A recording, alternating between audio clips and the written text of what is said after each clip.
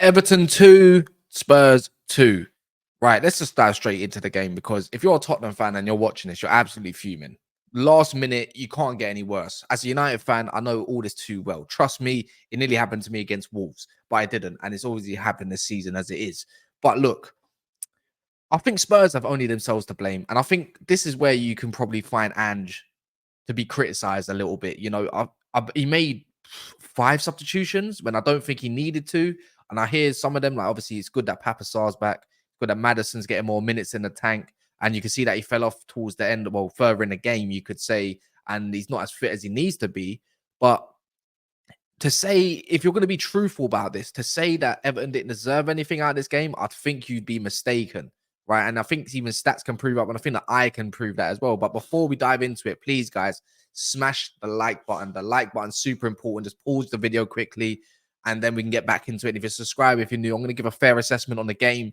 So I don't want to rub people up the wrong way with such an assessment.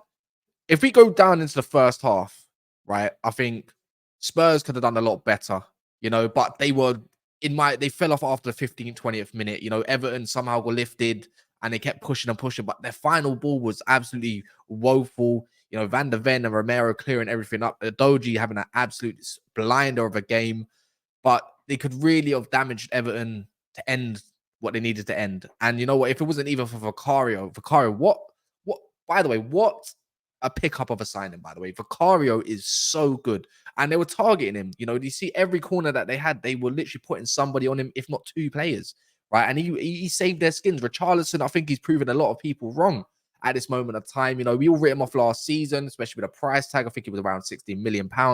And he came up with the goods. And he must feel gutted as well because he just scored 2 absolute blinders, especially that second one. Wow.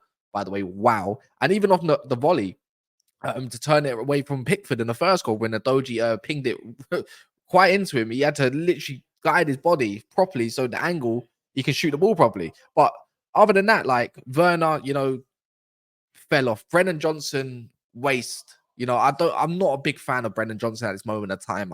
He's still young and he's still got a lot to prove. And I think this is where Tottenham might look to recruit in them sort of areas, I thought Bentancur had a solid game. I thought Højbjerg was quite decent as well because if you looked at a lot of Everton's play, it wasn't actually going through the middle. If they did, it was through a Calvert-Lewin header.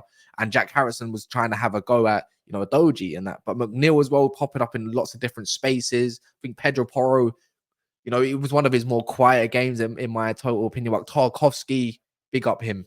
He had a great game. I thought Godfrey, other than that weird ass dive, had a decent game. Ashley Young trying his hardest, playing right mid, having a bit of a spat with Van der Ven, lifting the team when it needed to be gone, having a bit of a decent game. It was okay standard. This is what we expect from an Everton Football Club, but we don't expect this from an Ange Postecoglou Tottenham at this moment of time.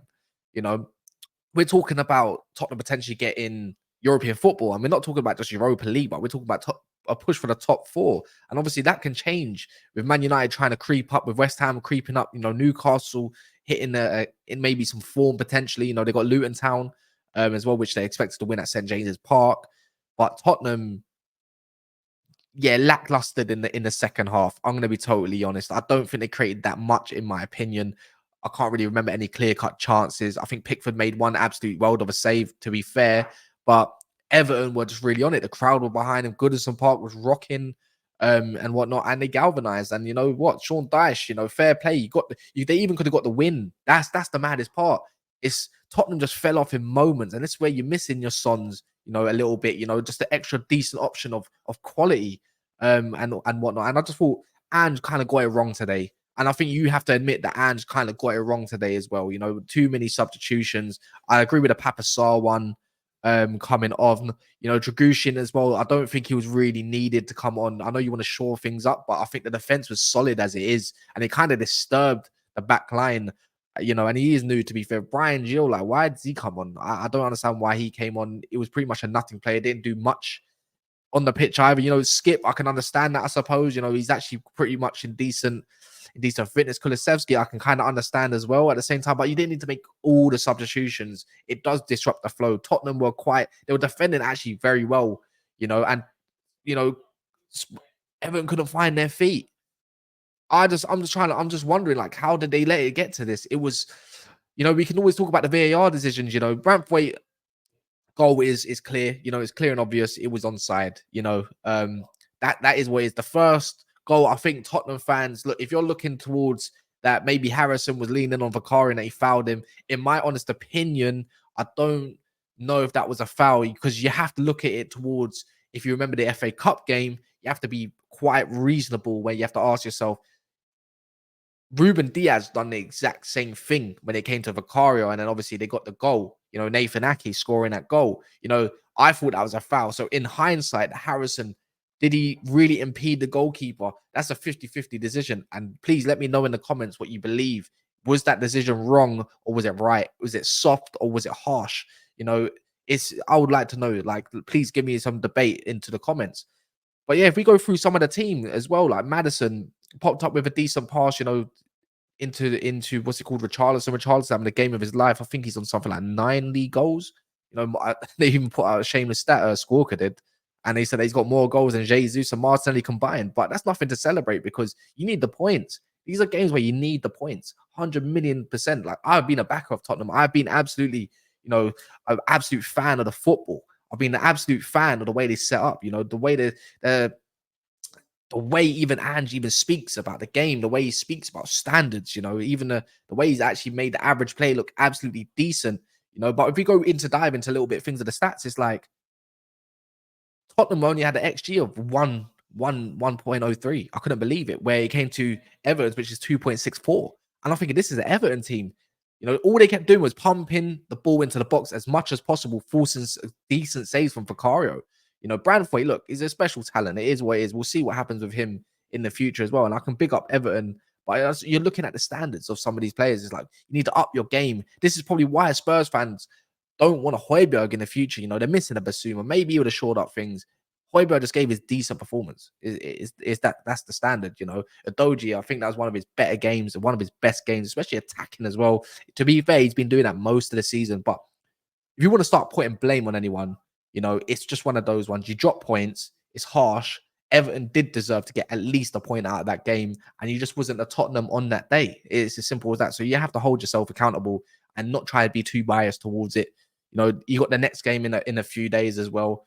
Well, when I say a few days, I mean next week. You got to look towards that game. You've got quite a few home games coming up as well. Tottenham fans, it's not the worst case scenario in the world. But yeah, look, rivals are going to be celebrating. I'm happy. I'm a Man United fan. I want to gain some points. Do I believe my team's going to beat West Ham? No chance. So yeah, look, bad day at the office. You move on, you continue, and you probably will go get some points, especially when Basuma returns from Mali, and then obviously Son from Korea in the Asian Cup. But yeah, man, look, next game, look towards that. You probably said, why are you being soft on Tottenham? It's because I appreciate them at this moment of time. I appreciate what they're doing. I can respect it. I can absolutely respect that. But look, got yourselves to blame today, and that's that. But guys, please smash the like button. Please subscribe if you're new as well, especially if you're watching from Sean's channel as well, or any other Spurs channel. I'm going to try to be fair. And this is not just only Spurs as well. I will do this for Arsenal. I've been doing it for Liverpool. I criticize Man United the most. I'll do it for City. I'll do it for the rest of them. Don't you worry. I'm just trying to be a little bit objective. But yeah, man, look, not the end of the world, but these points add up towards the end of the season. So good luck, and we'll see you there.